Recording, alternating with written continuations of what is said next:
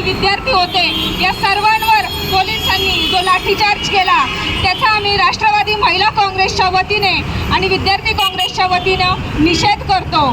आज खरं तर ही खूप दुर्दैवाची गोष्ट आहे।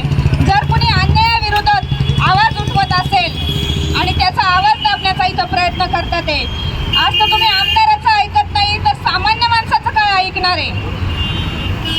आज तुम्ही आमदारांचं ऐकत नाही तर सामान्य माणसाचं काय ऐकणार आहे? ज्या पद्धतीत ब्रिटिश सरकार करत होती फोडा आणि राज्य करा, तीच पद्धती आता बीजेपी सरकार अवलंबत आहे। फोडा आणि फक्त आम्हाला आमदार जोडा, बाकी त्यांचं दुसरं कशावरच लक्ष नाही। बेरोजगारीवर नाही आहे, युवकांना काम नाही आहे त्याचा काही विचार करत नाही आहेत, किंवा अनेक प्रश्न शेतकऱ्यांचे प्रश्न असतील, बाजारभाव शेतकऱ्यांना मिळत नाही ते प्रश्न असतील, अशा अनेक समस्यांना त्यांना वाचा फोडावी किंवा त्याच्यावर चर्चा करावी असं कुठेही वाटत नाही।